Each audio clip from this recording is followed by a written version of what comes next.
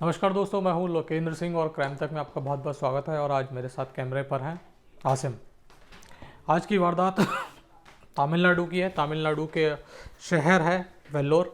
वेल्लोर शहर जो है वो अपने किले के लिए मशहूर है और यहाँ पे एक टेंपल भी है।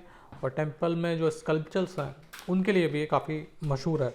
और अपने चेन्नई से करीबन शायद 100 या 110 किलोमीटर के आसपास इसकी दूरी है। तो ये जो वारदात है ये वेल्लोर की है और साल था 2019। ये बेसिकली वारदात जो है उसको कहा जाना चाहिए कि किसी भी चीज़ की अति जो होती है वो बहुत बुरी होती है। और आप कोई भी काम कर रहे हो उसको बहुत ज़्यादा कर रहे हो, एक हद तक हर काम अच्छा लगता है और एक हद के बाद जो काम होता है वो आपकी ज़िंदगी के अंदर जहर घुलने लगता है। मैं ये वर्कोहॉलिक कहने की बात नहीं कर रहा, मैं कोई भी बुरी आदत हो उसकी बात कर रहा हूँ कि कोई भी आपकी बुरी आदत हो वो एक लेवल तक ही बर्दाश्त होती है। उस लेवल से अगर ऊपर जाती है और उससे पूरा फैमिली लाइफ वगैरह डिस्टर्ब होती है तो जाहिर सी बात है वो पूरी जो आपकी फैमिली होती है उसको ये पूरा सफ़र करना पड़ता है इसकी वजह से। तो वेल्लोर में 13 मई 2019 की बात है।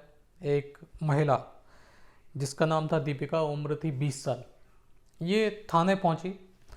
ये वेल्लोर का एक इलाका है, एक गांव है अरकोट। वहाँ पे ये महिला रहा करती थी अपने पति और 1 साल के बेटे के साथ। और ये जब थाने पहुंची इसने बताया कि मेरा जो पति है जिसका नाम राजा है वो अचानक से गायब हो गया है। और केवल राजा ही नहीं गायब हो गया बल्कि जो उसका 1 साल का बेटा है वो भी गायब हो गया है। पुलिस ने रिपोर्ट लिखी और पूछा कि पति का मोबाइल नंबर दो ताकि हम लोग उसको सर्विलांस पे लगाएं। तो इस महिला का कहना ये था कि जो पति था वो अपना मोबाइल घर पे ही छोड़ के चला गया और बिना मोबाइल लिए ही वो अपना जो 1 साल का बेटा था उसको लेके भाग गया। पुलिस ने कहा ठीक है तुम घर जाओ, हम लोग तफ्तीश करते हैं। पुलिस ने तफ्तीश करनी शुरू करी।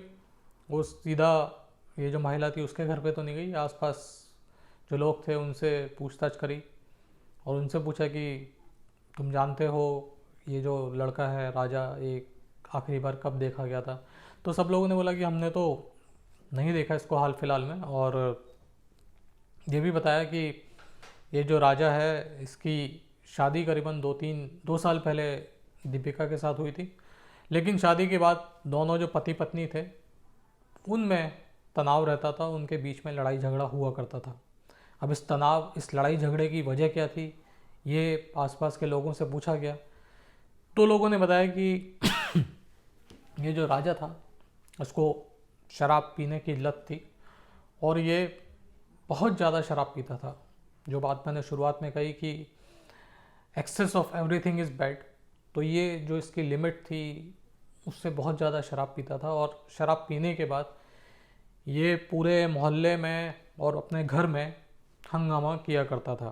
हंगामा इन द सेंस कि ये अपनी पत्नी जो दीपिका है उसके संग अक्सर अक्सर क्या लगभग हर रोज़ मारपीट किया करता था। और इस वजह से जो पत्नी दीपिका थी वो बहुत परेशान रहा करती थी और घर में काफ़ी जो कलेश था, काफ़ी मनमुटाव जो था पति पत्नी के बीच में वो बहुत ज़्यादा था।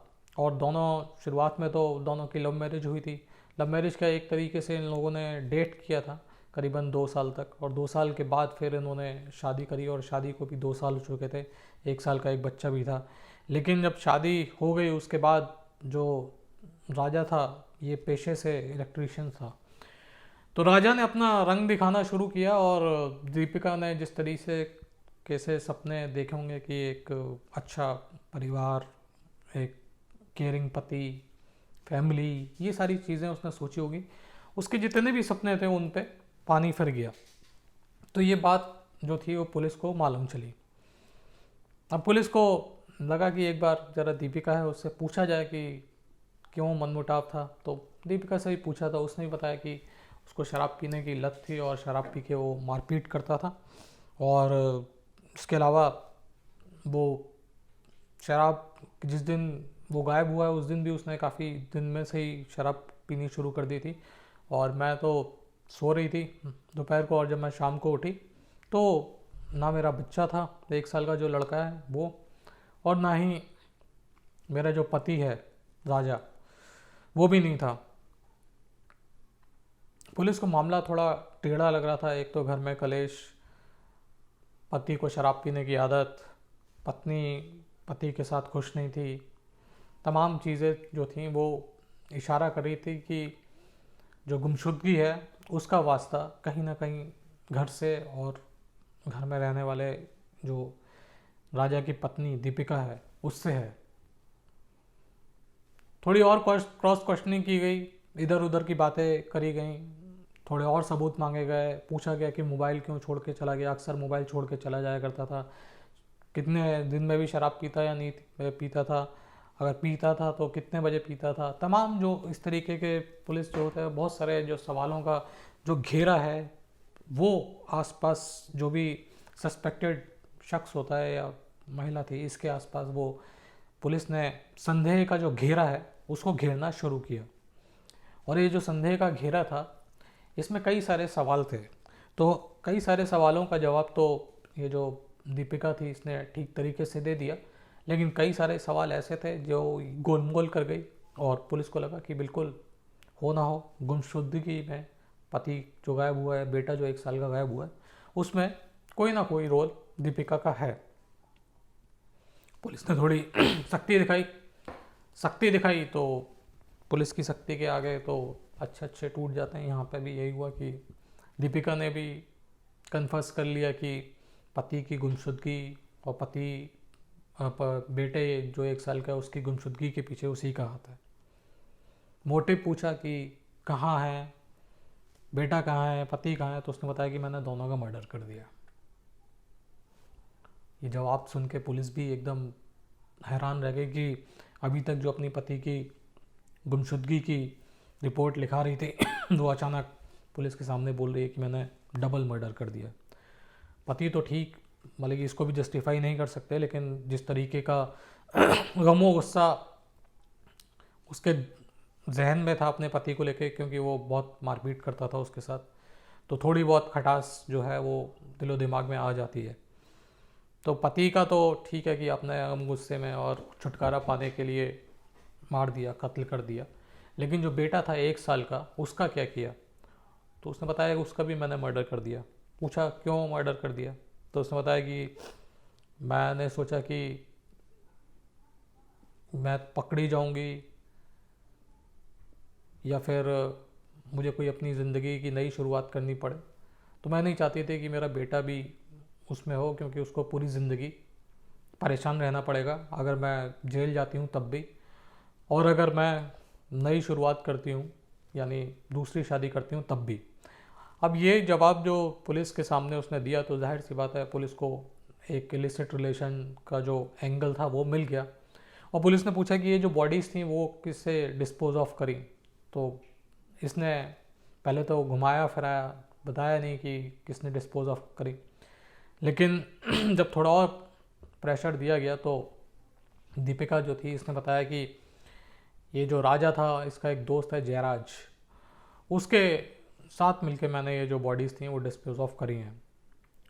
कहाँ फेंकी हैं ये बताया, दोनों जो बॉडीज़ थी वो बरामद की गई। जयराज को पकड़ के लाए और जयराज से पूछा गया कि बताओ तुम्हारे क्या रिलेशनशिप है। तो कहानी फिर ये निकल कर सामने आई कि ये जो राजा था और जयराज दोनों दोस्त थे और आसपास ही रहा करते थे। तो जो राजा था वो अक्सर दीपिका जो उसकी पत्नी थी उसके साथ मारपीट किया करता था, और ये जयराज अक्सर राजा को मारपीट करने से रोकता था और दीपिका को जो था वो बचाता था। उसकी पिटने से, उसकी पिटाई अगर वो करता था तो राजा ये जो जयराज था वो बीच में आता था और वो बचाता था। तो ये जब सिलसिला मारपीट का फिर बचाने का सिलसिला इस तरीके से थोड़ा लंबा चला तो जो दीपिका थी उसके दिल में जयराज को लेके फीलिंग्स होने लग गई।